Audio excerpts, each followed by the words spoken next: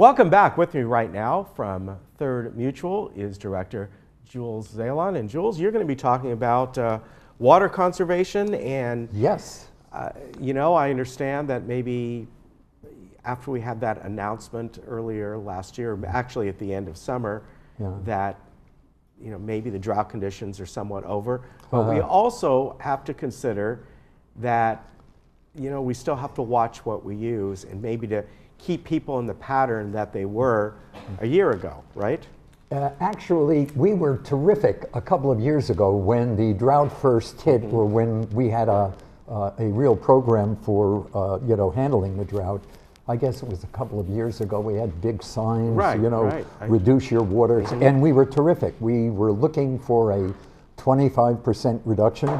Yeah. And we saved over 27%. Yeah, I remember that. Yes. But the problem is that it may have gone to our heads because we seem to have been backsliding, and over time, and particularly the last few months, our water consumption has been growing substantially. So it's been creeping back up again. One of the problems is the El Toro Water District charges us different rates. Yes. And the first rate is the normal rate. They expect that, and we do it by buildings. Every building has their own, expected rate depending on the number of people there are in the building. Yeah. But then as you use more, you get up to tier 2 and tier 3 and tier 4. And we've had a lot of buildings now who are doing tier 4 water usage, which costs us triple the regular rate. Right. So it's really a concern. James Tung, director and the head of our water committee, he and I go out and we visit the various buildings, look at the water meters to see whether there's a leak. You have to look at the little, the meters to see if the clock is running around. And if we find a leak, we report it, and plumbing comes out and takes care of it. Maybe it's a toilet whose stopper is, outlasted its useful life expectancy. But the problem is that there are a lot of people that simply use too much water. Right now, all we can do is the jawbone. But if it gets any worse, we may consider some more aggressive tactics. We don't know exactly what right now.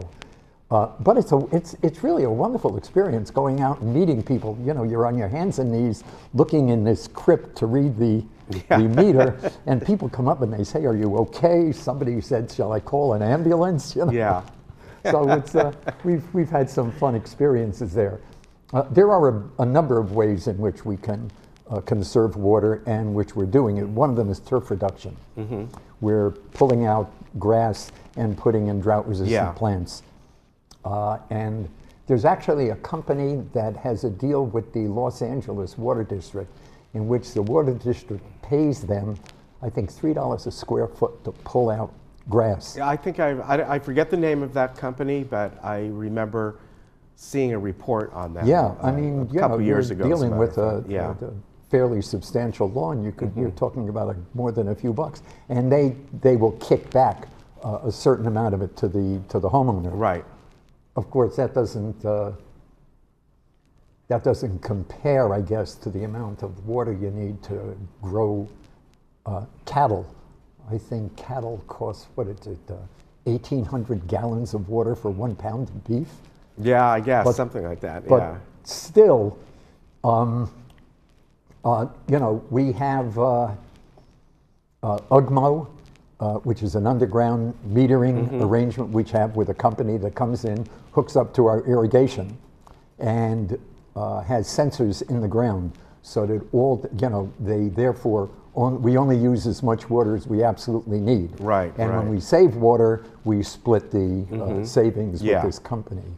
We also have mulching and a number of other ways of hopefully saving money. But most of our water problems can actually be solved in one room, the bathroom. You have toilets, you have the washing machine, and you have showers. The toilets are the easiest thing to handle. You get one of these brand new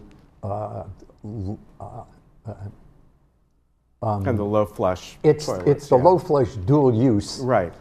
Toilets, and they're terrific. They cost like $150. You can get one at Home Depot that their own house brand that is easily comparable look-wise to anything like Kirk, a Kohler or Toto or any of the designer brands, and they work terrifically. Washing machines. If you get a front-loading washing machine, you use less than half the water. Right. You can save $30 a year. Yeah. Since the brand new ones cost like $1,500, you can save all your money. You get all your money back in 50 years. Yeah. It also is much better on the fabric because it doesn't. You don't have the blades Right. that you do on the top loader. So Yeah. actually, your fabric is going to last longest. But the one facility, the one place where you can save the most water for the least effort is in the shower. The average shower takes 8 minutes, uses 17 gallons of water, and uses a lot of hot water. So it's also not only the water, but you're using the heat to, Right. to heat up the cold water that comes into Right. the hot water tank. So the hot water goes off into the shower. I guess another way of doing it is by installing a wand shower head, which is much more efficient. But and then you can just use the water to rinse off, to wet yourself down and rinse yourself off. And you could, if you wanted to, do a whole shower using exactly 1 minute's worth of water. And you could save 15 gallons of water. But there is more. You can actually, there really is a great benefit in taking a cold shower. No, I'm serious. There may be a benefit. I don't know how many people There like are several it, though. benefits. One of the benefits are you're going to get out of the shower a lot faster, Well, so you're going to true. use less water. But more important than that, there's now scientific evidence that taking a cold shower will actually reduce your likelihood of getting a flu or getting a viral cold. And the reason, there's a scientific reason for it. I'm going to read you it because Okay. it's not okay. The science is that getting cold increases the production of white blood cells, the immune cells, and it helps gamma interferon and interleukin 4, common everyday terms, right? They're virus-fighting proteins work better together and they result in fewer colds. This is really, I'm not kidding, this is really important to Laguna Woods residents because California this year has more flu, more incidents of flu than any state in the nation. We, so far this year, I read an article in the New York Times or the Washington Post just yesterday in which it said that California had 4 times the number of hospitalizations for flu this season than we did in the 2013-14 or 14-15 season. And they expect that somewhere around 60,000 deaths will result from flu just this season, which means probably about 3,000 in California. If we can if we can increase our resistance and lower our susceptibility to getting flu or viral colds, we can actually save lives. Yeah. So, it's there were 2 recent studies, one in Germany and one in the UK, that proved that taking a cold shower will actually reduce your likelihood. Also, it builds character. So we can save a ton of water by installing wand showers, using it only to wet ourselves down and rinse ourselves off, and taking a cold shower. And it's, it will save money. And there's other benefits as well. Also exercise, because exercise has, we have a different type of sweat when we exercise than when we worry. Okay. The exercise, you just have, you sweat from the arms and the legs, and if you lick it, all you'll taste is a little bit of salt because it's pure water and salt. Right. Whereas the body odor comes from sweat that comes from under the arms. It comes from stress. And that's the type of sweat that has fat in it, and that attracts body odor. So if you exercise, which reduces stress, you're less likely to stress out. Okay. So there's all kinds of wonderful things you can do just by taking a cold shower and using a shower wand. So that's. And I know you can also buy the on-off valves for the showers as too. If you don't want. Yeah, you put it right on the wand head. Yeah. You just do it right. Yeah. Yeah, so that's helpful. Yeah, I've been taking cold showers for 10 years. I didn't do it to increase my my immune system. I just did it to save, just to save water. But boy, since I guess it wakes you up in the morning, right? It actually wakes you up. It makes you tough. Yeah. Yeah. All right, anything else you'd like to add? Well, the recreation department is very busy. The village games are going to come on again in April. Yes. They found that it's a much better, you get much more participation and engagement, when you do it in the spring. There's, I don't know whether anybody has noticed, but we have a group called the Bluebird Club that has been placing Bluebird boxes all around the village. They make them on their own. No, I didn't know about that. Yeah, bluebirds are an endangered species. Okay. Yeah, I didn't realize this. Yeah, and you have to have just a particular size hole, and the floor has to be 5 inches from the hole. And these guys, they build their own bluebird boxes and are putting them all around, and they're actually giving tours now.